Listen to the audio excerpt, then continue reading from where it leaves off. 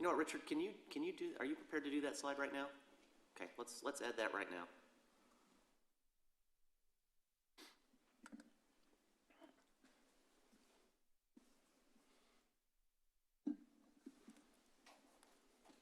Give me one moment while I get the slide up real quick. PDF. I'm trying to. PDF, right? Yeah, there we go. Right. There. Nope. I lied. That's it. Thank you, James. Okay, as you can see on your screens, we have an illustration here that shows the current site layout and the proposed. So looking at the current site layout, currently have 4 platted lots, and those are intended for 4 individual single-family detached homes, which would be very similar to the row houses, is what they're commonly called across the street to the west, except they would be more wide and shallow versus the narrow and deep as far as their dimensions. Each of those would have a attached 2-car garage that would be accessed off the alley on the east side. The proposed site layout basically creates one single lot, and on the first floor, it'd be one building pretty much covering that lot. And on the first floor would be 16 individual garages on the first level, and those would be accessed off the alley to the east. There would be 4 residential condo units on the second floor, and then there would be another 4 residential condo units on the third floor. As far as the 16 garages, 8 of those would be designated for existing units in the Awesome Center to the east. 8 of the garages would be available for the 8 units above these garages. And then there would be an additional 8 spaces within 300 feet. So that blue line that designates the circle would be the approximate area where those additional 8 spaces would be available. The developer has made that commitment. Now, our Old Town Development Ordinance does allow off-site parking to be within 500 feet. But we agreed with the developer that 300 feet would be a little bit more appropriate in this type of situation. He has several different options and has not selected which option he would choose as far as where those 8 will be. That decision will have to be shown on the engineering site plan or Old Town Development Plan for the site. The developer will have to show us a filed parking agreement with the owner of the property that those 8 off-site spaces will be located on. So with that, I'd be glad to answer any questions. When you say garages on the proposed site layout, is that the same as saying 8 parking spaces enclosed? Yes. Okay, so these are not 2-car garages, these are single car. These are all single car, yes, sir. Council, any other questions? I know we were looking at this one a couple weeks back. Okay, so the parking spaces that will be dedicated to the remaining units to make it the 2 spaces per unit, those can't be on-street parking spaces, can they? That is correct. They cannot be on a Okay. public street. They have to be on private property. Okay, and so there are locations within this 300 feet that would work? Yes, there's several options, but the developer has not quite identified which one would be best suited for this situation. Okay, well, that was my question on this item. I just wanted to make sure we weren't going to approve something that was physically impossible. As you can see, there is an undeveloped piece just on the south of Awesome Center. And Awesome Center now has more parking than it did originally when the land to the south was added. They were able to extend their drive. And another benefit, the public parking was also expanded. I believe there are 13 spaces on Mill Street that are public, and now there's 17 spaces on Awesome Center's on site in front of Awesome Center. So the parking situation has improved, and with the 16 garage spaces, it's going to a little bit more evenly distribute at least one covered space for the various units between the 2 developments. Okay. Thank you, Ms. Lutke. Thank you. Public hearing number 2.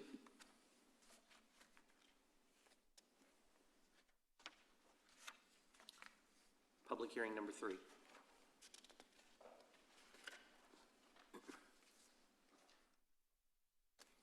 Consent agenda, item 4. Item 4 is your public safety building moving forward. This is BRW being selected as the architect. Remember, BRW is the company that designed your last 2 fire stations and did a really good job. So we think this is a very solid recommendation.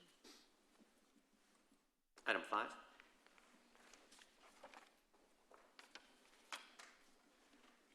Item 6. Item 7.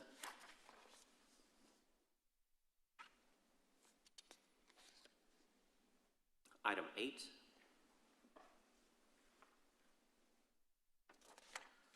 Item 9. Item 10.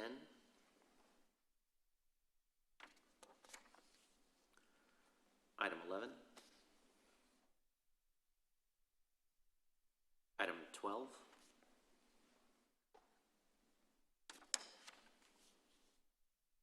Item 13.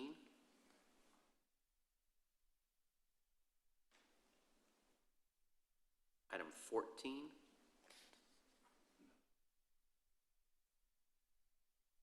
Item 15.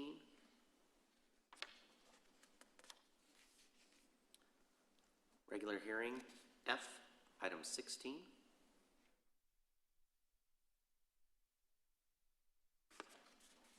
Item 17. One question on 17. So are they for sure going to make the 6-month time frame this time? I believe they will. Richard's had extensive conversations with them, and we feel pretty confident that they'll make that deadline. Okay. It's exciting to see the hotel industry moving forward. Item 18.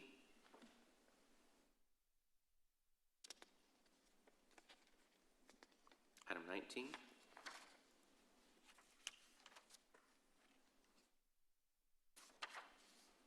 Item 20.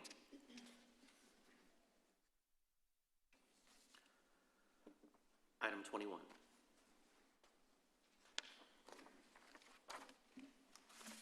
No other discussion or comment.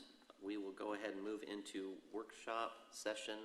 Item B, discussion of Castle Hills Plan Development District Ordinance. We have Mr. Lutke again here to present on this topic.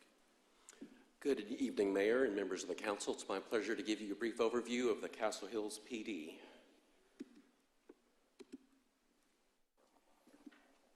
Plan Development, not Police Department. Here we go. First, I want to share with you just a little bit of background concerning Castle Hills. As you know, Castle Hills did not have zoning since it was in our ETJ.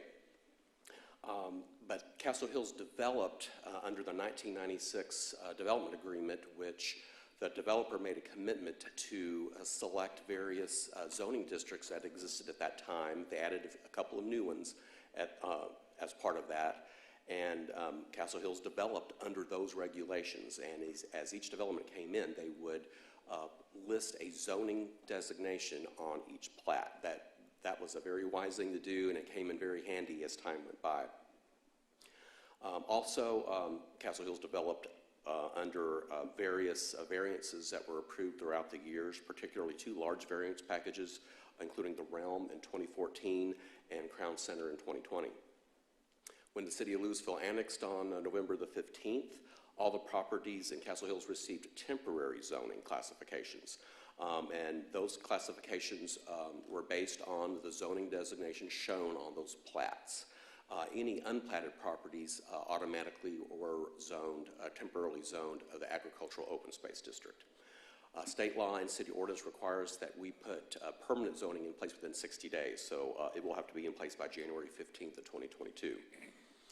Since this past August, staff has been working with a team of consultants and the developer and his team to create a customized plan development district that will provide permanent zoning for Castle Hills.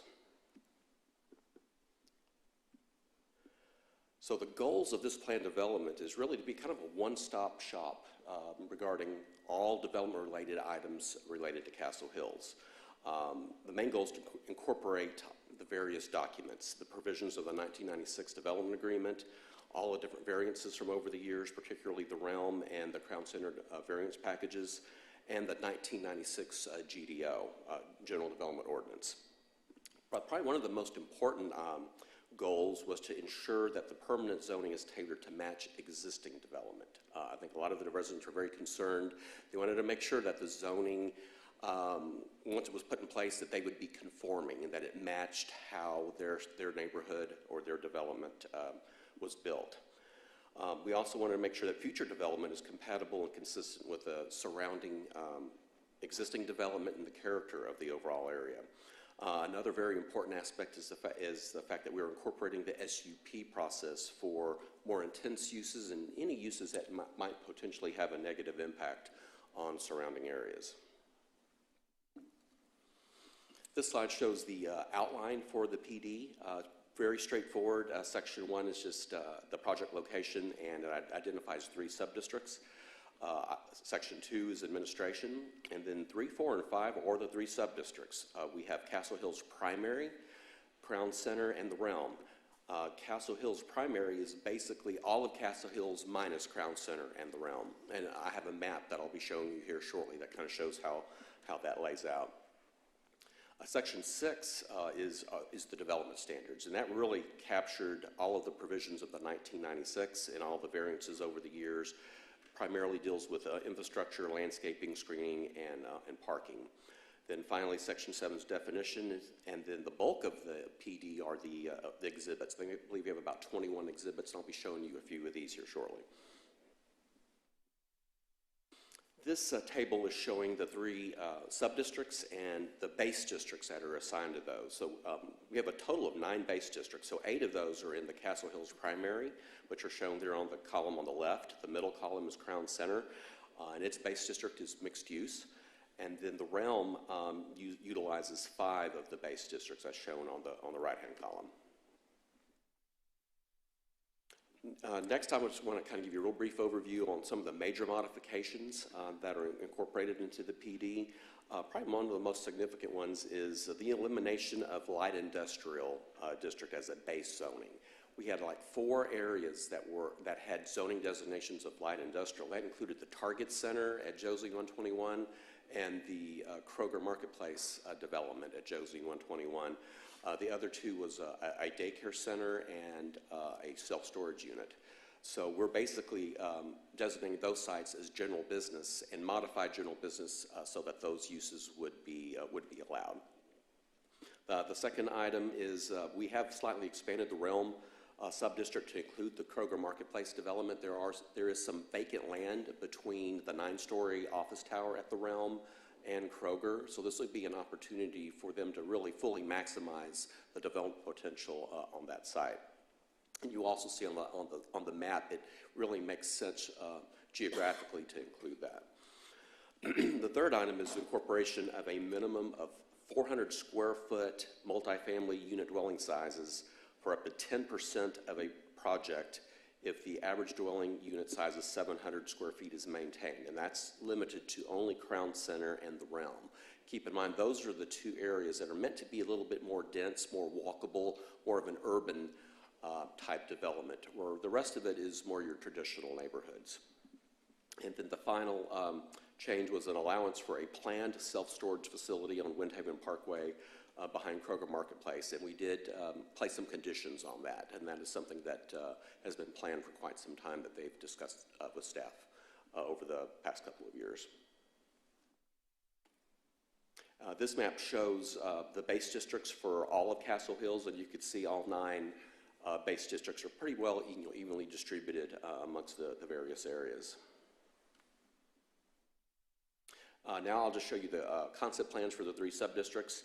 This is the Castle Hills Primary Subdistrict Concept Plan, and as you can see, that subdistrict is mostly built out, so this concept plan basically reflects what is on the ground today.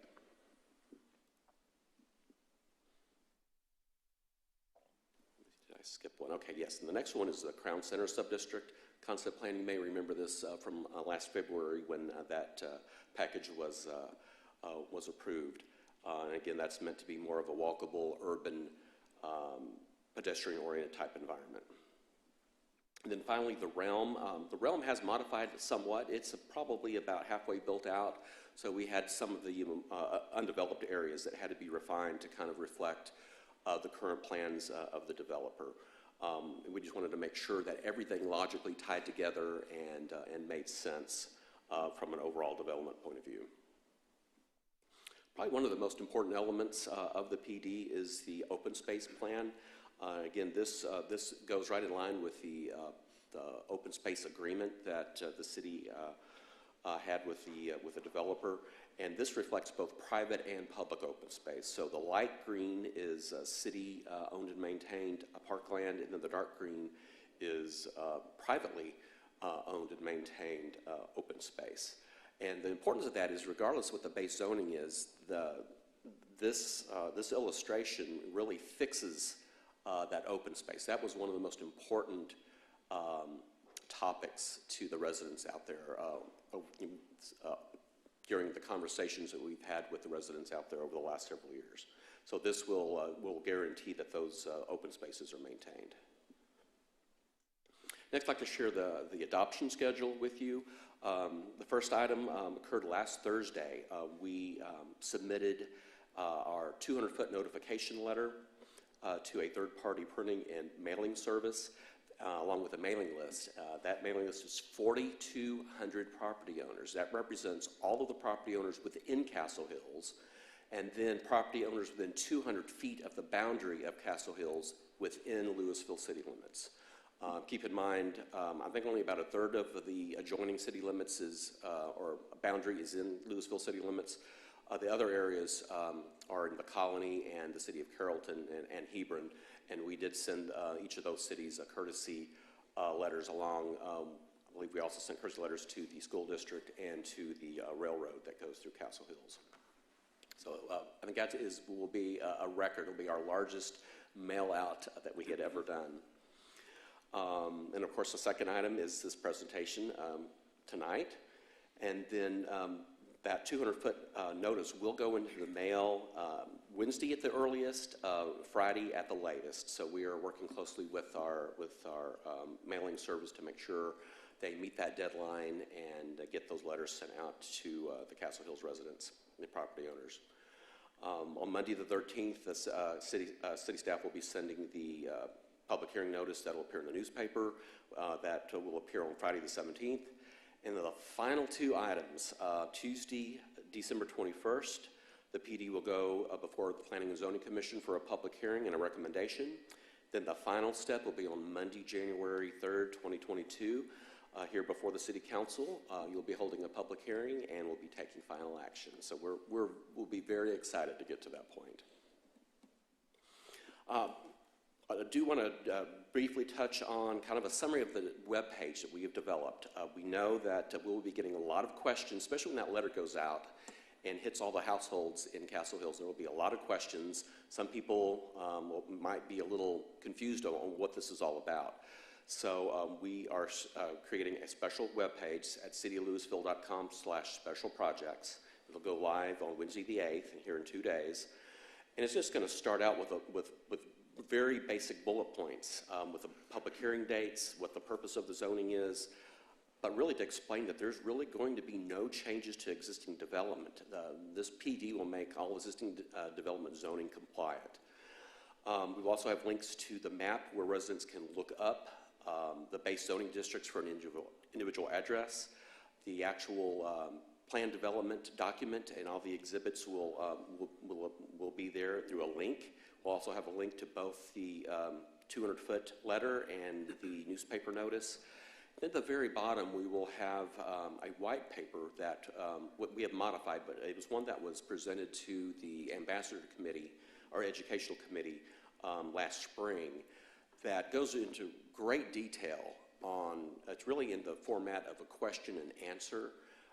It asks, what is zoning? What is the plan development? How does this affect Castle Hills overall? How does it impact existing residents and existing businesses? So it really drills down very deep and explains everything, in more everyday language. So we try to avoid a lot of planning jargon.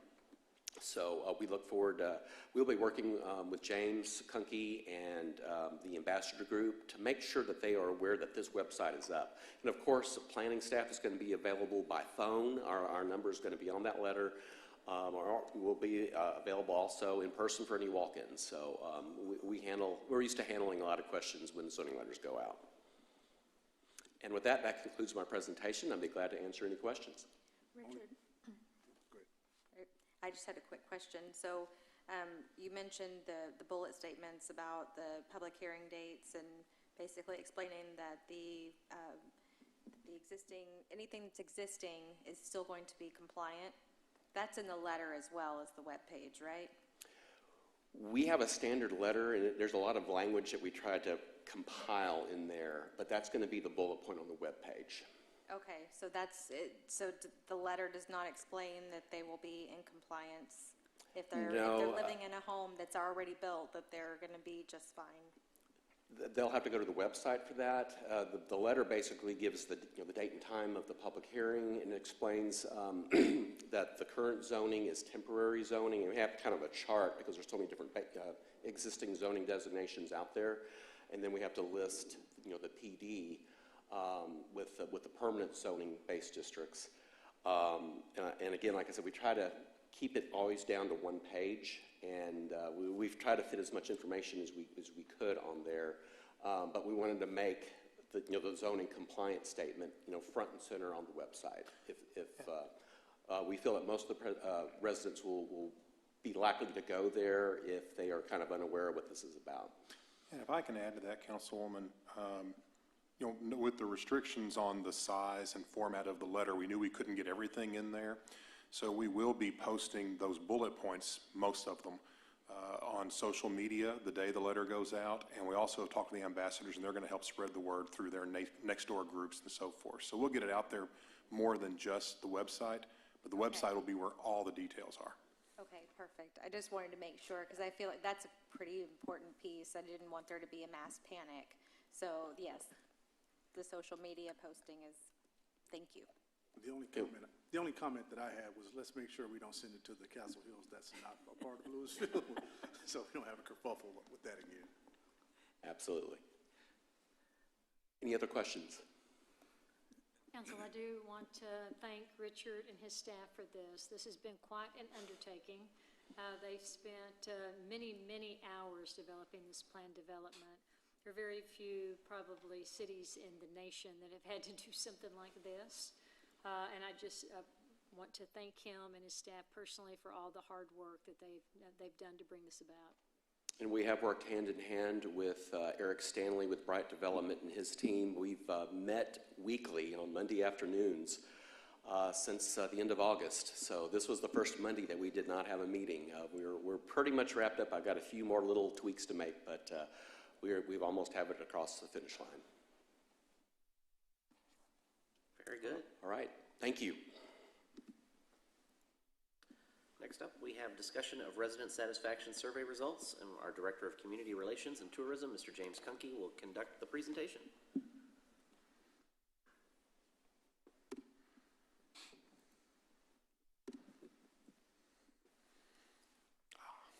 Bright orange. Mayor and Council, thank you for your time this evening. I'd like to present to you a few highlights from the results of the 2021 Resident Satisfaction Survey. I will let you know that there is an executive summary and a detailed analysis of survey results in your agenda backup. We're just going to touch on some of the key numbers this evening. And before we get into the actual numbers, there's really 4 points I want you to remember about these survey results. The first is that any survey is just a snapshot of the opinions or beliefs of the people who were surveyed at the time the survey was taken. You can ask the exact same survey questions of the same people 2 days apart, and you might get slightly different answers. That's why the best way to use survey analysis is over time. That's why we have the resident satisfaction survey every year, except 2020 pandemic year when we knew the answers would be bad. But we ask it every year so we can look for those data trends and look for exceptions to those data trends, because that will tell us really a better picture of how people feel about Lewisville and Lewisville services. The second thing I want you to remember is that this is an attitudinal survey. And as an attitudinal survey, we ask people how they feel, but this particular survey document doesn't ask why they feel that way. The why question requires a different type of survey. We use why questions in other surveys, but not this one. And as you'll see in the recommendations, we're going to have at least one why survey that will come out of the results of this how survey. The third item is this is an opt-in survey. It's not a random sample survey such as our telephone surveys. Random sample, you go to great lengths to make sure that the people taking the survey somewhat reflect the demographics of your city. Geographically, economically, age, sex, length of tenure. But that's not what this is. This is an opt-in survey. We sacrifice the scientific validity of a random sample survey for a larger sample size that gives us really good anecdotal information, and it also eliminates the cost of the random sample telephone survey. We do those about every 3 years. We'll be doing one in 2022. And then the fourth point is this was exclusively online. The only way people could access the survey was online, and that's how we promoted it, primarily was online. That does affect your results, and in the analysis in particular, you'll see places where I point that out. For example, since the majority of people accessing the survey found out about it through social media or the email newsletter or the website, it's no surprise those three were listed as the communication tools used most often by survey respondents. So as we look at the results, we always have to understand there are certain, probably not the best word to use, but biases built into the fact that the sample of our survey respondents does not exactly match the sample of our residents. And we'll talk about that in a couple of slides. I mentioned the COVID pandemic response. We did not hold the survey in 2020. Frankly, we had a whole lot of other things going on that were much more pressing, and everybody was kind of in a bad mood in 2020, so we could have guessed the numbers might not have been great, and we'd have been in a bad mood looking at them. So we skipped it in 2020. But you also will see, as we look at the results, some pandemic effect on some of these survey results. For example, when you look at Old Town, the overall numbers of visitation and the frequency of visitation were down in 2021 compared to 2019. We believe part of that is due to pandemic restrictions. The Greater Lewisville Community Theater has not put on a show since the first part of 2020. They'll come back in February of 22. So that's one reason people might have gone to Old Town that they can't. Or other restrictions such as wearing a mask or not being in groups and so forth. The same with the Grand Theater especially. The Grand Theater numbers for attendance was down. The ratings were not, but the attendance was down. And then as you look at some of the other services that were limited, the animal shelter, for example, had limited operation during pandemic and in the months coming out of it, and you see some effects of that also. So that's where I talked about how a survey can change just from day to day and certainly from year to year because those outside factors can make a difference. Seeing a major crime on the news or having the power grid shut down by an ice storm or having a pandemic that has lasted almost 2 years, those affect the results. You always have to consider the context when you look at the results. Having said that, this is the sample that took our survey. The key takeaway here is that our survey respondents much more likely to be homeowners and much more likely to have lived in Lewisville 10 years or longer than the typical Lewisville residents. About 99% almost of our survey takers said they were homeowners. And we know that more than half of our residents are renters. We'll address that on the results on the recommendations slide, but we know this is not representative of all residents. We know it's primarily representative of single-family homeowners. Other than that, you can see the differences. A lot of the rest were very similar. Not a lot of response to the east of 35. We expect that to change now that Castle Hills is a part of Lewisville. And this is briefly letting you know we do use these survey results. It'd be a major waste of everybody's time if we took a survey and looked at the results and said, great, and threw it on a shelf. But we are not a throw-it-on-the-shelf organization. That's not what we do with our plans. That's not what we do with our surveys.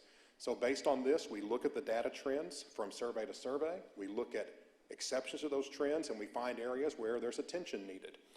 A good example is 2 years ago, we saw there was a consistent trend about sidewalks, that people were increasingly unhappy with sidewalks. This council saw those survey results. City manager brought your proposal. You increased funding for sidewalks, and now you see people are starting to see the results of that. So we use these results as performance measures for departments. We consider them during budgeting and during program planning. So we make use of them. Having said that, the results were overall positive. I always want them to be better, but they are overall positive. Here's the big report card number. This is the number people always point at, how happy are residents. Our overall satisfaction rating is 88.79. I will tell you that is slightly down from last year, but it's very much within our trend over the past 7 years. Pardon me, down from 2019. Last year didn't count. It's just a total mulligan for 2020. But it's down a little bit from 2019, but it's within the range. We've stayed in about the 87 to 93 percentile. And what's interesting about this is that we don't see a whole lot of change when we look at the ratio of satisfied to unsatisfied. But within the groups, we're seeing changes. Within the satisfied group, those who say they are very satisfied is continually going up and is hitting higher numbers every year. You see the number right here. 49.33% of respondents said they were very satisfied with quality of life in Lewisville. That's almost half. And then 39% were satisfied. A few years ago, those numbers were kind of reversed. So we're making the happy people happier. The unhappy people, percentage-wise, are staying about the same, but the number of very unsatisfied is smaller than it used to be. So we're seeing gradual improvements, but our biggest improvement is the people who are happy are happier than they were previously. This actually breaks down year to year. You can see the dark green number is the total satisfaction rating, but you'll notice that orange bar keeps going up, and then in 2021 it went up a lot. And that's what we want to see. We want to see the green bar might never get above about 93. Our goal is 90. Most cities set a bar lower than that, but the orange bar is the one that we really see going up, and we're very pleased to see that. So this is the refer a friend, or the endorsement rating. As I explain it to people, it's really nice that somebody thinks enough of your product to buy it, but it's even better if they tell their friend or neighbor to buy it, because now they're endorsing your product. We want people to endorse our city. We're glad they're happy here. We're glad they enjoy living here, but they enjoy it enough that they will tell their friends and neighbors, or future neighbors. And what we hear from the survey results is that 83% said yes. If a family member or friend were considering a move to North Texas, I would suggest they look at Lewisville. 83% is a great number. We're happy with that. We'd like it to be above 80. Well, we are. We also want about 40% to be positive intensity, and this time we had 43% positive intensity. The intensity ratings are the top and bottom of the surveys. The very satisfied, very dissatisfied, positive intensity good, negative intensity not usually so good. Our positive intensity on this one is very strong. And this again goes from 2014 all the way through 2021. And you'll see that the orange bar is higher this year than it has been in any other year. Had that strange drop in 2019. And the green bar is higher than in almost any year. So the endorsement rating is continuing to go up overall, and especially in the intensity. This is our improvement grade. We ask a question, and in this case we don't use a 4-point scale. 4-point scale is our standard, where we have positive, negative, very negative. This is a 3-point scale, and we don't give people a chance to say no opinion. You need to have an opinion, although some people skip it, so I guess they can. But we ask, during the time you've lived in Lewisville, has the community gotten better, stayed the same, or gotten worse? And the orange bar is the gotten better bar. We want that orange bar to be the tallest bar, and it has been every year, but look back in 2014, 15, 16, especially 14, 15, the gotten better and stayed the same bars were almost identical. Our hope in adding this question was, as the 2025 vision plan actions rolled out and some of these projects came to life, people would see that improvement, and we're reporting on that improvement, and we'd see those numbers change, and what's happened is exactly that. The orange bar has gone up, the green bar has gone down, the dark green bar up a little bit, but it's all within that range of under 20%, with the exception of that 1 year in 2019. So we are very pleased with this result. It tells us that people are seeing the fruits of our labors and the fruits of your decisions, and that they believe Lewisville, overall, not everybody, there's certainly people out there who just think that things are just going worse every day. But the majority of the survey respondents said that things are better now. And what's also interesting here is when we compared this, and this is in the detailed analysis, we compared it to the tenure as a resident. And what we found was that people who've lived here 20 years or longer were more likely to say it's gotten worse. Did some research to see why that might be, and finding other survey areas and survey experts who said it's probably because once you've been in a place for 20 to 30 years, you're not comparing life today to life 5 years ago. You're comparing life today to life 45 years ago. And 45 years ago, you remember the good, maybe not the bad. So this is probably a little bit of a perception issue that we really can't change, but we're going to keep trying. So orange bar, good. The pocketbook grade, this is when we ask them, okay, we've talked to you about some services, we've talked to you about where your tax dollars go. How satisfied are you with the level of service you receive compared to the local property tax paid? And we seed the answers a little bit because the question right before this does say, how aware are you of various statements about our budget? And one of them is, how aware are you that about 1/5 of your property tax bill goes to the city? So we want to make sure people, when they get to this question, understand that their entire property tax bill does not come to us. We get about 1/5 of it. So we asked them, how satisfied are you? And we see 82.46% said they were satisfied or very satisfied with the level of services that they receive. And that was a positive intensity of almost 30%, which is the best number we've seen in this category. So we believe that this is related very much to the improved question. If you've seen improvement and your tax bill's been fairly stable, you're probably going to feel pretty good about the value you're receiving. So we're in our goal area there, and we're very pleased with the number. And you'll see from the trend from 2014 to 2021, in 2014 it was 62.9%. And I was worried about asking that question again because I didn't like that number. I didn't want to be the bearer of bad news, but it got better quickly, got into the 70s for a few years, hit the 80s in 2018. We had that weird blip in 2019. Now, I will say 2019 we ran a phone survey, and then we came back with an online survey, so we think that some of the people just didn't feel the incentive to take the survey. The numbers were down overall for that. So 82.46%, we're happy with that. We can get better.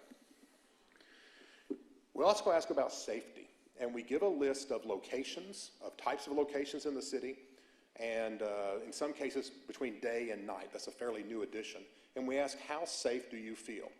And when we ask them, how safe do you feel overall in the city of Lewisville during the day, 96.04% said they feel very or somewhat safe. 96% is a big number. We would not set that as a goal. We'd probably set 90% as a goal. 96% is great. We're happy with that. And we know it can even improve from there. And as you look at the trend, in 2017, that was 80%. So we're up 16 percentage points in the past 4 years. It's gone up about 4 points every year. Actually, about 5 points every year. So we're pleased with this, but we also, and by the way, 60.38 is your positive intensity. So 60% of respondents said they feel very safe in Lewisville overall during the day. 60% is a really big number. So when you see, as I do, people on Facebook talking about all the crime going around, you can talk to Kevin and he'll tell you that a lot of times that's not the case. And you worry that maybe even though that's not happening, people think it is. They don't. The ones talking are not representative of our survey respondents. And then I added this slide here. This shows the breakdown. And I put a day-night comparison for the 5 locations where we ask both. And that's your own neighborhood, other residential neighborhoods, shopping and retail districts, Old Town Lewisville, and the city as a whole. Not surprising at all that people feel safer during the day than at night. That is true of every city survey in the United States that I can find. When they ask this question, people feel safer during the day than they do at night. We did some additional analysis beyond that. Oh, and by the way, also, it's never a surprise that people feel safer in their own neighborhood than they do in other people's neighborhoods, because they know their neighborhood, they know the streets, they know the houses, know the cars. Other neighborhoods, their unfamiliar surroundings.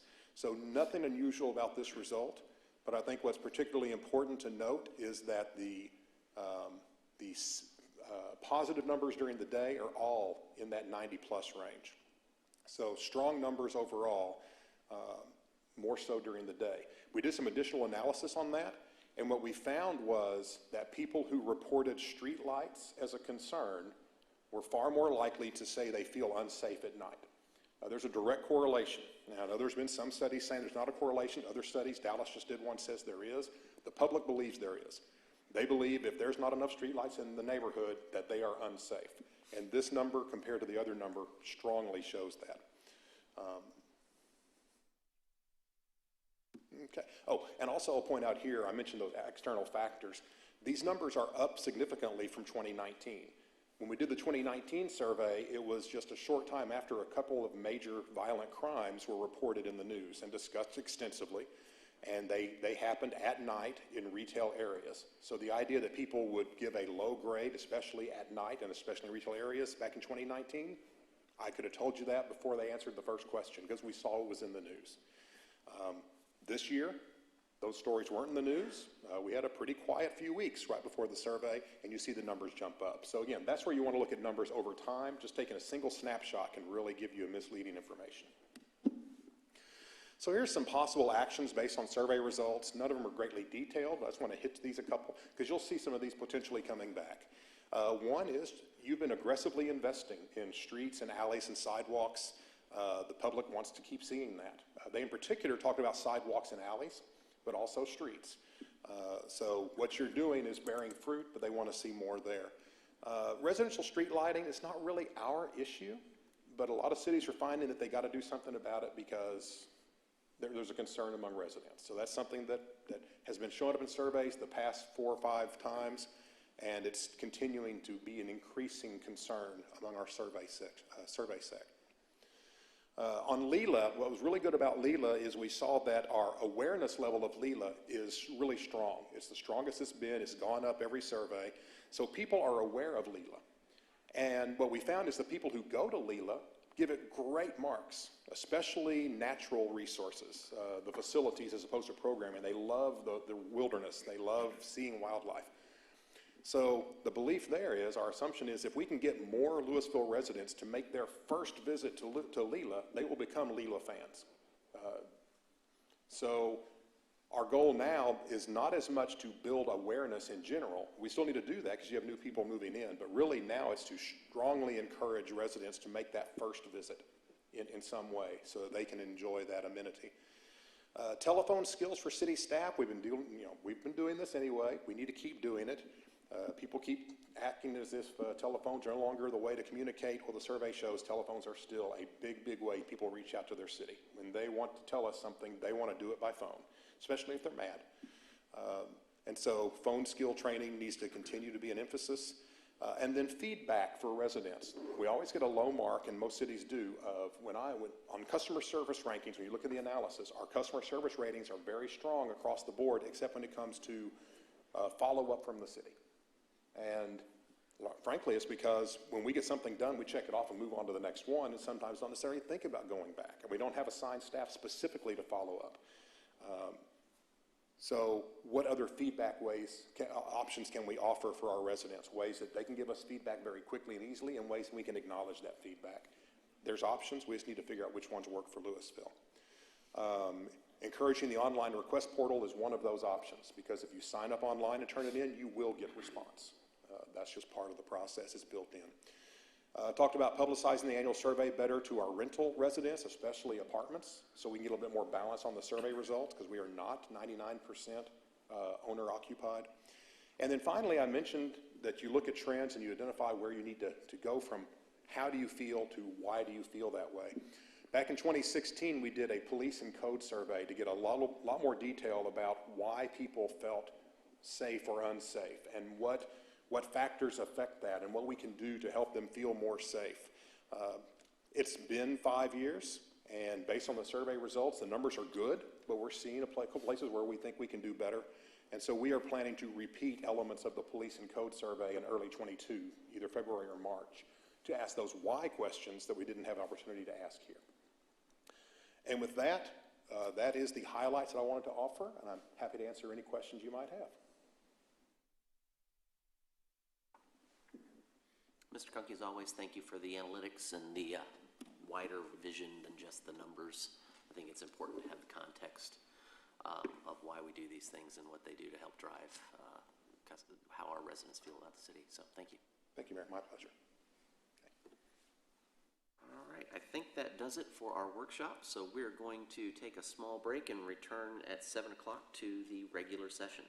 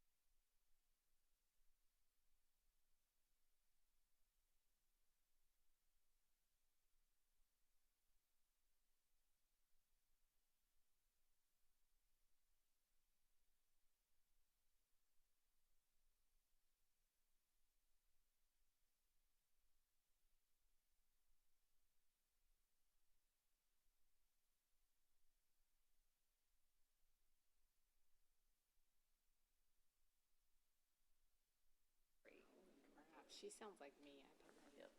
That looks good. It doesn't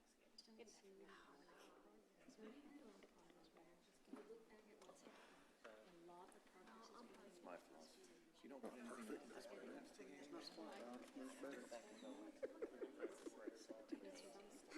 We need a tape measure. Well, there's only By the time they come over, you'll have just a little 2-foot tree. We're gonna fix that tomorrow. I got a tape measure in the car. I hit about 80%. I'm good as 80%. I would refer you to a friend. I just get people looking at blank stares. I'm not going to speak. Every $1 million we spend on service. Every $1 million we spend on service means rent is slowed. That's right. It's crazy that they don't see that. Somebody that can sit in a room and negotiate a house. Transportation system.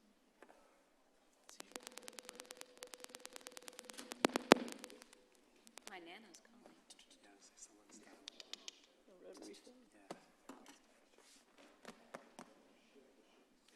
Sorry, Nana.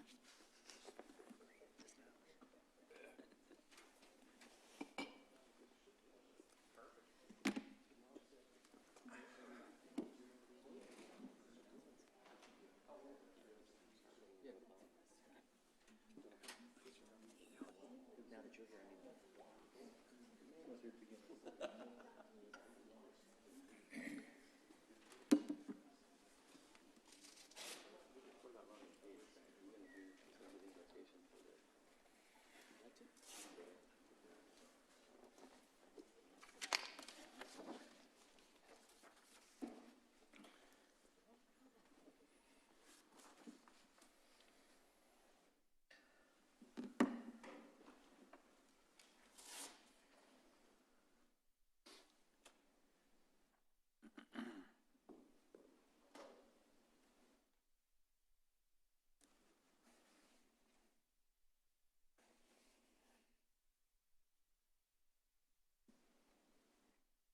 You'd think there was a meeting getting ready to start. It's so quiet in here.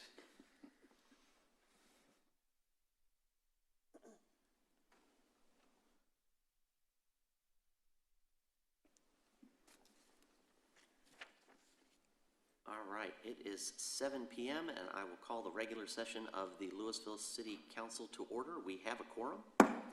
First up, the invocation. If I could have Councilman Meredith, if you wouldn't mind.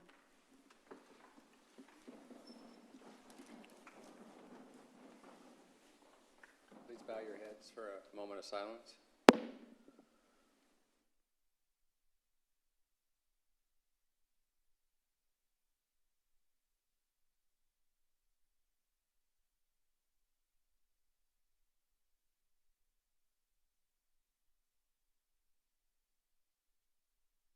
Thank you. If y'all would please join me in the pledges to our flags. I pledge allegiance to the flag of the United States of America and to the republic for which it stands, one nation under God, indivisible, with liberty and justice for all. Honor the Texas flag.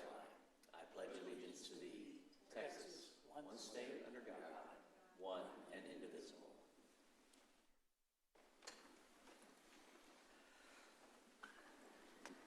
All right.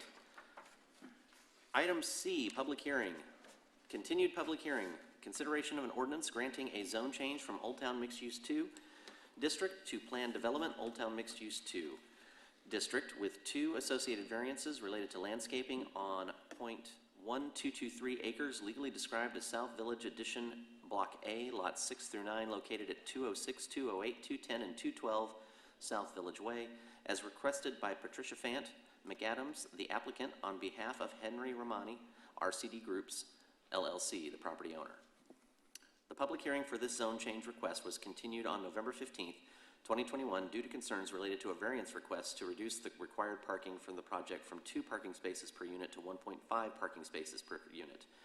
Staff has coordinated with the applicant to revise the proposal to meet parking requirements and has withdrawn the variance request related to parking. South Village is a mixed-use development situated directly south of the core of Old Town. The original development featured 51 single-family lots, 12 townhomes lots, and 1 mixed-use building with ground floor commercial and 16 condominium units on the second and third floors with limited dedicated parking. The applicant proposes to convert 4 undeveloped single-family lots directly west of the mixed-use building to a 3-story building with 8 additional condominium units above 16 garage parking spaces on the first floor. The following 2 variances are requested: to waive the required 10-foot landscape strip adjacent to all public and private streets, and B, to waive the required shade tree every 50 linear feet within the landscape strip. The Planning and Zoning Commission recommended unanimous approval 6-0 on October 19th, 2021. It is recommended that the City Council approve the ordinance and 2 associated variances as set forth in the caption above. Mr. Richard Lutke is available for questions.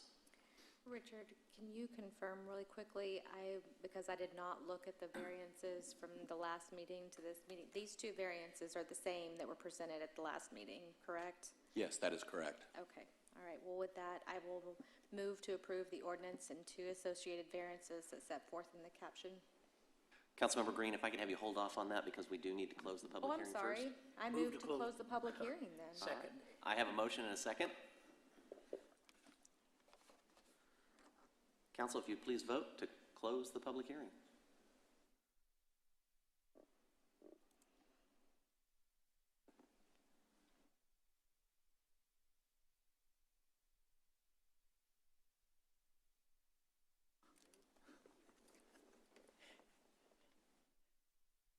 Motion passes 4-0. The public hearing is now closed.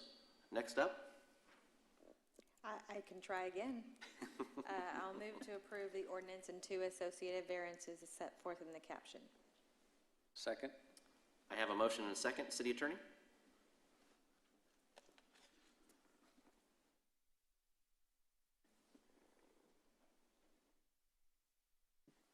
This is an ordinance of the Lewisville City Council amending the zoning ordinance by rezoning approximately 0.1223 acres being legally described as the South Village Addition, Block A, Lots 6, 7, 8, and 9, located at 209, 208, 210, and 212 South Village Way, from Old Town Mixed Use 2 District zoning to Planned Development Old Town Mixed Use 2 District zoning, correcting the official zoning map, preserving all other portions of the zoning ordinance, determining that the public interest and general welfare demand the zoning change and amendment therein made, providing for repeal or severability, a penalty, and an effective date, and declaring an emergency.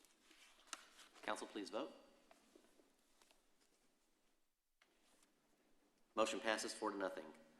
Mr. Romani, I want to thank you for your flexibility in working with staff and the City Council. Appreciate you. Item 2, public hearing.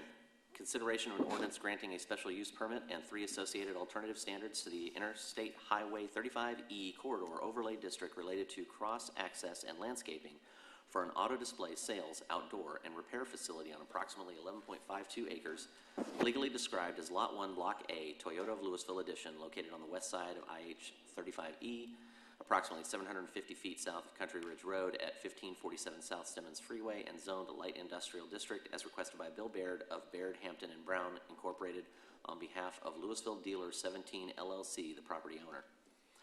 The site was developed as an auto dealership in 2004 and is currently occupied by Lone Star Toyota. A special use permit was not required at the time. The Texas Department of Transportation has recently acquired approximately 70 feet of right-of-way along the I-35 East frontage, necessitating redesign of the site, which now triggers the SUP requirements in compliance with the I-35 Corridor Overlay District. The following alternative standards to the I-35E Corridor Overlay District requirements are requested. A, to waive the requirement for cross-access. B, to waive the required parking lot islands and allow the required island trees to be planted elsewhere on site.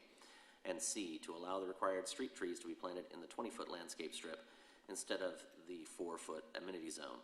The Planning and Zoning Commission recommended unanimous approval 5-0 of the SUP, and the Overlay District Board recommended unanimous approval 5-0 of the 3 alternative standards on November 16, 2021. It is recommended that the City Council approve the ordinance and 3 associated alternative standards as set forth in the caption above. Mr. Lutke is available for questions, and if there are no questions, we can move to close the public hearing. Move to close the public hearing. Second. I have a motion and a second. Council, if you please vote to close. Motion passes 4-0. I'll entertain a motion to approve the ordinance with the variances. Move to approve the ordinance with the 3 associated alternative standards as set forth in the caption. Second? I have a motion and a second. City Attorney? This is an ordinance of the Lewisville City Council amending the zoning ordinance by granting a special use permit for an auto display, sales outdoor, and repair facility on approximately 11.52 acres legally described as a portion of Lot 1, Block A, Toyota of Lewisville Edition, located at 1547 South Simmons Freeway in Zone Light Industrial District, providing for repeal or severability, penalty, and an effective date, and declaring an emergency. Council, if you'd please vote. Motion passes 4-0. Item C3, public hearing. Consideration of an ordinance nominating Annexer Incorporated for designation as a single Texas enterprise project by the Governor's Office of Economic Development and Tourism in accordance with Chapter 2303 of the Texas Government Code. In May of 2021, the city executed an economic development agreement with Wesco Annexer, where the city agreed to nominate Annexer's expansion project for the Governor's Texas Enterprise Zone program. If Annexer's project is approved by the Governor's Office, the company will receive additional financial support from the state. There is no fiscal impact to the city of Lewisville if Annexer is awarded the designation. To nominate Annexer's project, the city must adopt the proposed ordinance establishing the city's participation in the Enterprise Zone program and delegating to city staff the authority to submit the nomination to the state. It's recommended that the City Council approve the ordinance as set forth in the caption above. If there are no questions or comments, I'll entertain a motion to close the public hearing. Move to close the public hearing. Second. I have a motion and a second. Council, if you'd please vote. Motion passes 4-0. I'll entertain a motion to approve. Move to approve as set forth on the caption. Second. I have a motion and a second. City Attorney? This is an ordinance of the Lewisville City Council authorizing the City of Lewisville to participate in the Texas Enterprise Zone program pursuant to the Texas Enterprise Zone Act, Chapter 2303, Texas Government Code, identifying tax incentives, designating a liaison for communication with the interested parties, and nominating Annexer, Inc. to the Office of the Governor Economic Development and Tourism through the Economic Development Bank as an enterprise project, authorizing the city manager or her designee to prepare and submit a nomination application, providing for repeal or severability and effective date, and declaring an emergency. Council, if you'd please vote. Motion passes 4-0. Item D, Visitors Citizens Forum. Speakers must address their comments to the mayor rather than to individual council members or to staff. Speakers should speak clearly and state their name and address prior to beginning their remarks. Speakers will be allowed 5 minutes for testimony. Speakers making personal, impertinent, profane, or slanderous remarks may be removed from the meeting. Unauthorized remarks from the audience, stamping of feet, whistles, yells, clapping, and similar demonstrations will not be permitted. In accordance with the Texas Open Meetings Act, the City Council is restricted from discussing or taking action on items not listed on the agenda. Action can only be taken at a future meeting. I do have a request card that has been filled out by Miss Alexia Moore, and it might be Alexia, so if I put the emphasis on the wrong syllable, I apologize. If you would please come forward. You have 5 minutes, Ms. Moore, and if you would state your name and address for the record. Hello, my name is Alexia, and I reside at 958 Stella Drive. I was just wanted to bring up the point of getting the lighting issue on South Edmonds Lane corrected. It's there's not enough lighting right there, so basically every week I see several cars turn onto the wrong side of the road when they attempt to turn onto Spinks Road.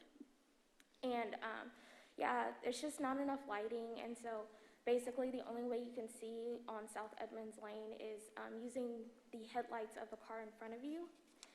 And yeah, I just feel like it's a matter of time before there's a head-on collision right there on Spinks Road, just from people not being able to see. And yeah, that's it. Thank you for bringing that to our attention, Ms. Moore. We'll have somebody from city staff reach out to you, and they'll check up on it. Okay, thank you. All right. I would go in and ask our city engineer, David Salmon, to have a conversation with her. Thank you, Mr. Salmon. City Secretary, do we have any other comments for the record? No, sir, we do not. All right, thank you very much. Item E, consent agenda. All of the following items on the consent agenda are considered to be self-explanatory by the council and will be enacted with one motion. There will be no separate discussion of these items unless a council member or citizen so request. For a citizen to request removal of an item, a speaker card or e-comment must be filled out and submitted to the city secretary. City secretary, do we have any speaker cards or e-comments? No, sir, we do not. Council, if we have nothing to remove, I will entertain a motion to approve. Mr. Mayor, I move to approve the consent agenda as presented. Second. Council, if you would please vote. Motion passes 4-0. All right. We're up to item F, regular hearing, number 16, consideration of dates and location for the 2022 City Council retreat. I do have Ms. Claire Powell available to make comment on this, but Councilmember Jones, when we were up taking a tour of the county offices, the new county seat, actually brought up this idea of having us do our retreat to Denton. I've talked with Ms. Powell a bit about the opportunity because I'm not a fan of us traveling out of the city for council retreats unless there's a specific reason that makes sense that we need to go see. In this case, I think there's a couple of really salient points that make sense. Is that Denton County recently has added an economic development professional to the staff, and I think this is an opportunity for us to work with them. We also have our county judge discussing a bond program for next year, and I think this would be a great opportunity for us to be able to help maybe mold or give some direction to move that bond program to benefit Lewisville residents. Ms. Powell, do you have any other comments to add to that? No, I think you covered it, Mayor. Okay. So the thought process is to look at doing this up in Denton. And did we have dates available? Yes, sir. There, it's March 3rd through the 5th. Okay, yep, down there in the caption. It would be great if I could read. So we're looking to do this on March 3rd through the 5th. And if there are any issues with those dates, let us know. But I think the general consensus is that we would drive up there. We wouldn't stay up there at a hotel. We'd all come back home and then just drive back up the following morning. Any comments or concerns on that? I just want to thank, actually it was Judge Eads who gave me the idea when he said he wanted us to use the facility. So I was like, okay, we'll take you up on that. Great. Well, the only thing I need at this point, barring any other discussion, is a motion to set those dates. I move to set the city council retreat dates for March 3rd, 4th, and 5th at the location specified in the caption. All right. There's a motion. Do I have a second? Second. I have a motion and a second. Council, if you please vote.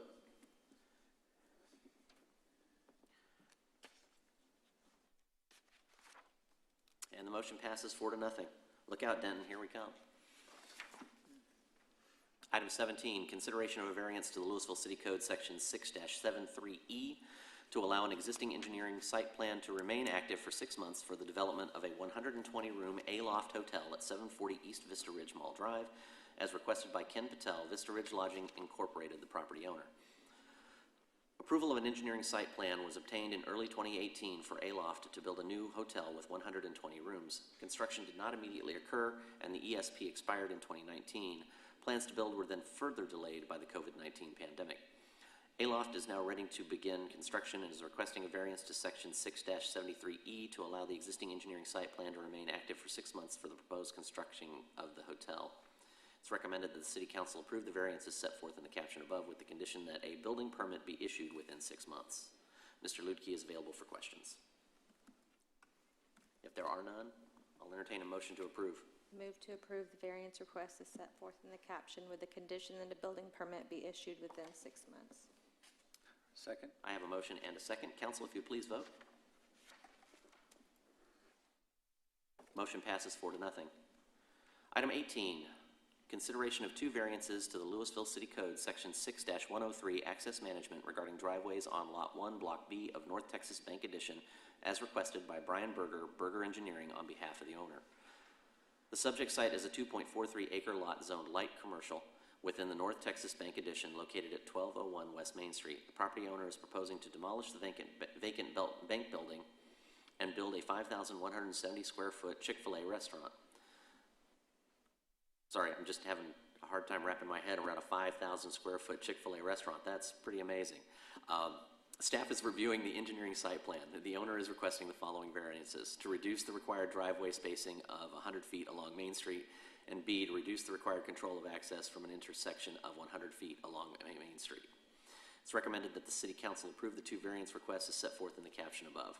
And Mr. David Selman, our city engineer, is available for questions, and if there are none, I'll entertain a motion to approve the two variances. Got one quick question. Are we sure with the two driveways, we're not going to have Chick-fil-A Part 2? Well, this particular site is quite a bit larger than the other one, of course, and they are going to have a dual drive-through on this site. The site is set up so that you enter on the easternmost driveway, and then the westernmost driveway is exit only. So I don't think you're going to have that conflict at the driveway that we have at the other Chick-fil-A site. I think it'll work much more smoothly. Obviously, there's more space. Just want to make sure we don't have people going on into Chick-fil-A and there's a backup on Main Street. There's considerably more stacking at this location than there is the other one. Given the site, it makes sense to make a right turn in off of Main Street rather than bring people in on Civic Circle and then have to make a left turn across traffic. So I think we've done about the best we can with this site, and we think it'll be work much better than the other one. Okay, thank you. Okay. I move to approve the two variance requests as set forth in the caption. Second. I have a motion and a second. Council, if you please vote. Motion passes 4-0. Item 19, consideration of an ordinance approving the districting of the city's residential council districts and establishing district boundary lines for Lewisville City Council elections based on 2020 census data.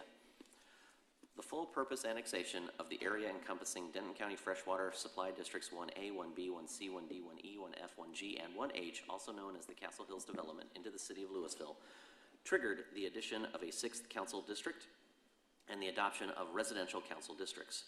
The proposed districting plan sets forth the new residential council district boundary lines for city council elections based on the 2020 census data. A public input session was held on November 15th, 2021. Public comment was allowed during the public input session and through the city's website. All input was considered. It is recommended that the City Council adopt the ordinances set forth in the captions above. If there are no questions, I'll entertain a motion. Move to approve the ordinance as in per the caption. Second. I have a motion and a second. City Attorney? This is an ordinance of the City Council of the City of Lewisville, Texas, approving the districting of the city's residential council districts and establishing district boundary lines for Lewisville City Council elections based on 2020 census data, providing for an effective date and declaring an emergency. Council, if you please vote.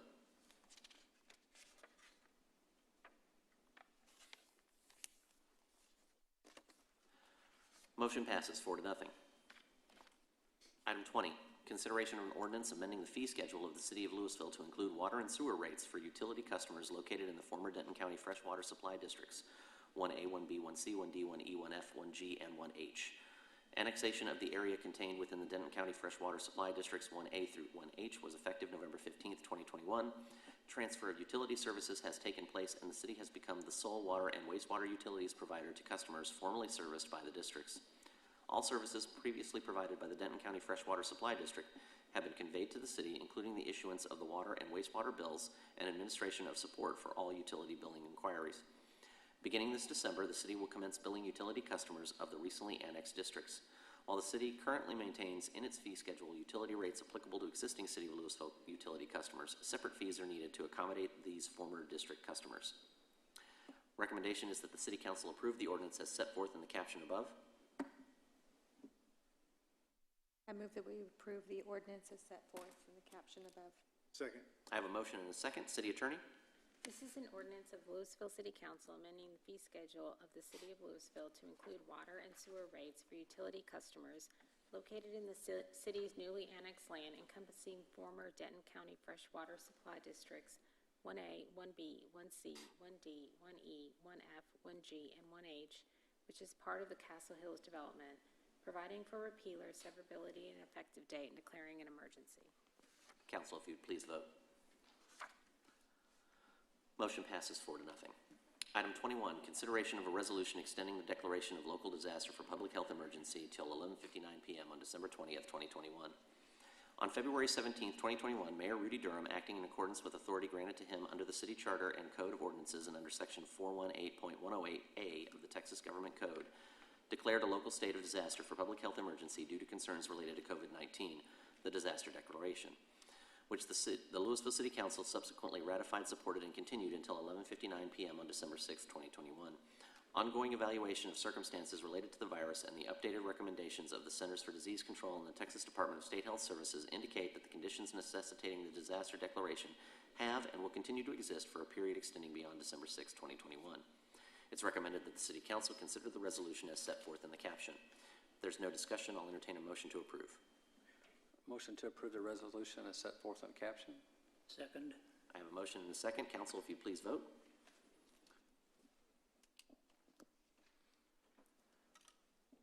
Motion passes 4-0. Item G, reports. These are general reports about items of community interest regarding which no action will be taken. I am going to start to my immediate right with Councilmember Meredith, and then just work my way down the dais and then back around like a big circle, because I'm just trying some different things tonight. First of all, I want to give a big thank you out to staff for this holiday stroll on Saturday, from Mr. McNeil running around to the guys picking up the gates at the end. You really get to see, the staff has a lot of work involved with these things, and I think everything went off well, and it was good to see a lot of people out and about again for a change. I've got some library activities. Library hours Monday through Thursday, 9 a.m. to 8 p.m., Friday and Saturday, 9 a.m. to 5 p.m., and closed on Sunday. Wrap It Up Holiday Gift Wrapping Workshop, Tuesday, December 7th, 6 to 7:30 p.m. No registration required, Crawford Meeting Room. This is a come-and-go workshop. Teen Holiday Craft Night for teens aged 13 to 18, Wednesday, December 8th, 6 to 7:30 p.m. Registration required at Teen Point. Make crafts perfect for gifting. FRAC Open House for families with school-aged children, Thursday, December 9th, 6:30 to 7:30. No registration required at the Bennett Program Room. And this Friday, the library after hours, Alter the Art, for adults aged 18 and over, 6:30 to 8:30. Ticket is required, first floor of the library. There will be art and literary-inspired mocktails. Councilmember Troyer. Thank you. I too would like to congratulate everyone on the staff and everyone involved with the holiday stroll. It was a very good event, and I do have it on good authority that Santa and Mrs. Claus commended the city of Lewisville for having a wealth of well-behaved young people. So I think that's commendable for the city. And I do have some events going on at the Lewisville Grand Theater. First of all, a Bruce Robinson and Kelly Willis Holiday Shindig presented by the city of Lewisville on December 12th. These are performances. Will Hearn's Grand Ole Christmas Show, presented by the Grand Ole Production Company, December 18th. There'll be 2 shows that day.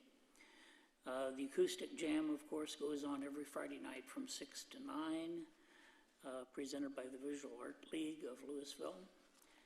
As far as activities going on, there is a Meet the Artist event meeting the stone sculptor Madeline Wiener. This is presented by the city of Lewisville, and this is an opportunity for public input on the planned chin sculpture that will be at Central Park, celebrating the chin population that we have here. That will be December 8th at 3 p.m., and it's being held at the Crawford Room in the library. And there are two art exhibitions, Holiday Magic, presented by the Visual Art League of Lewisville through December 31st, and The Gift of Art, presented by the City of Lewisville through December 23rd. And that's my report. City Attorney, City Secretary, anything to add? Working my way around. Mr. Lidke? Nothing to report, Mayor. Nothing, sir. Nothing, Mayor. No report, Mayor. I was a little nervous that somebody might give the lake level already, Mayor, but I know, I had a lot of folks stacked up ahead of you. it's 520.5, so about 18 inches below the conservation pool. Thank you, sir. Nothing, Mayor. Yes, Mayor and Council, I want to make you aware that you'll recall we had purchased the brokerage office building between the Grand Theater and the Visitor Information Center on Main Street with the intent of eventually demolishing that building and using that lot for public parking for Old Town temporarily. And this morning that building did come down. So if you drive by and you don't see it, we know we took it down. Nothing to report, Mayor. Mayor, the fire department sleighs are all polished up and ready to hit the streets with Santa beginning tomorrow night from 6 to 8. We'll be out every evening. And the Santa Tracker is available both on our social media and on the city webpage under fire department. Citizens can log into that to see where they are if Santa is close to their neighborhood. I remember when I did that as a Google map and put pins around because we couldn't GPS everything, so we've come a long way. Thank you, Chief. Chief? Thank you. Councilmember Green? Well, Keith stole my thunder. I was going to report the lake level. So I did want to remind everybody that we are in the Red Kettle Challenge this Saturday outside the Sam's Club, and we have a title to defend. So we will be out there from 11 to 8 p.m., 11 a.m. to 8 p.m. You can also donate online at salvationarmytexas.org, which I believe would be under Mayor Gilmore's name. Yes, ma'am. So, so yeah, I think they're coming after us this year. So we need to get to work. And then one last thing, I wanted to embarrass the Deputy Mayor Pro Tem and just congratulate him for being appointed as the Vice Chair of the National League of Cities 2021 Finance Administration and Intergovernmental Relations Committee, Federal Advocacy Committee. My goodness. Say that 3 times fast. My goodness. That sounds incredibly important. So, congratulations. Well, thank you. Councilmember Jones? That is all. Well, thank you for the congratulations. I want to congratulate the staff on a great stroll. I finally mastered the art of throwing candy at the crowd and having some candy left over. So I had a nice congregation of kids following me along at the end. So, but I also want to shout out one of our Youth Action Council members, Suchi, who's part of the EGM robotics team. If you're out there on Church Street, they had the robot that was throwing the ball to the kids. Her coaches, Matt Spradley and Ganesh Ramaswamy, who's also an auditor, so I had to give him a shout out. Just doing great things out there, and hopefully they don't, like I said on LinkedIn, they don't create a Terminator that gets us in trouble. But it was a great time. Thank you, Steph. I know you guys work incredibly hard, and I know we'll see you guys one more time. But happy holidays, and I am going to pay off the debt that I owe to our city manager, our new city manager, and DeFonzarelli over there, our city secretary. She knows what I'm talking about. But happy holidays, everybody, and enjoy your family. We've been through a lot this last year and a half, and hopefully we're on to a brighter day tomorrow. Brighter tomorrow. That is all I have, Mr. Mayor. Thank you, sir. Mr. Mayor, I forgot one thing Yeah, I go wanted to ahead. say, because I did want to mention about the holiday stroll as well. It was a very great event, really great to see the number of people down there. My one disappointment was that Chief McNeil was not able to get Brandon in some roller skates. We were like this close to making that happen, and it didn't happen, so. You don't want to see me in... Sounds like we have a new goal. Body cast, no. City manager? Nothing, Mayor. All right, well, I'll just need to reiterate how awesome it is to sit up here and have a phenomenal team supporting us. Not only my council, you guys and your outreach that you do within the community, within the greater political entities that we have to interact with. I think that's amazing. One of my visions as part of moving forward with the 2025 is that Lewisville began to start hitting at its size, maybe a little bit higher. And I think we're starting to do that. So I'm really proud of everybody. I'm proud of where Ms. Barron has taken us, and I'm proud of where we're headed. And it's been a wonderful, the last 18 months have been hard, but y'all make me proud. With that, I don't know, do we have any closed session? So I will entertain a motion to adjourn. Move to adjourn. Second. Motion and second. All those in favor signify by voting or saying aye. Aye. Aye. We are adjourned. And that is 7:32.